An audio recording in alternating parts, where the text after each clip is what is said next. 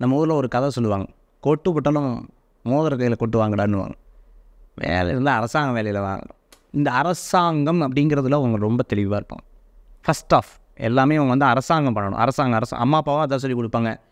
இல்லை யாராவது பேசும்போது அந்த அந்த இதில் வந்து அவங்க நிறையா போவாங்க. அந்த அரசாங்க உத்தியோகத்தில் இல்லைன்னா ஒரு டாப் மேனேஜ்மெண்ட், ப்ரைவேட்டாக இருந்தால் அந்த டாப் மேனேஜ்மெண்ட்டில் டாப்பான ஒரு இடத்துல உட்காரணும் அப்படிங்கிறத கடகராசி அன்பர்களுக்கு அவங்களுக்கு ஏற்படுத்தி கொடுக்கும். ஒரு வேளை சார் நீங்கள் சொன்னது இல்லை சார் அப்படின்னா இவங்களோட பாயிண்டில் என்னென்னு கேட்டிங்கன்னா, ஃபஸ்ட்டு படிப்பில் பிரச்சனை இருக்கும்.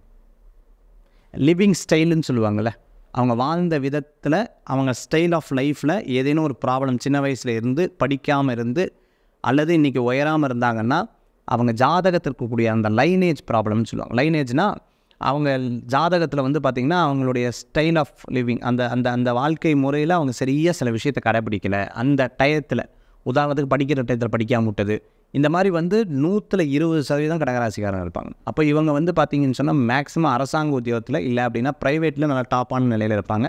நிறைய கடை வச்சவங்க, மளிகை கடை, டிபார்ட்மெண்டல் ஸ்டோரு, அதே மாதிரி செயின் ஆஃப் பிஸ்னஸ் பண்ணுறவங்களும் கடகராசி என்பவர்களுக்கு நிறைய இருக்கிறத நம்மளால் பார்க்க முடியும்.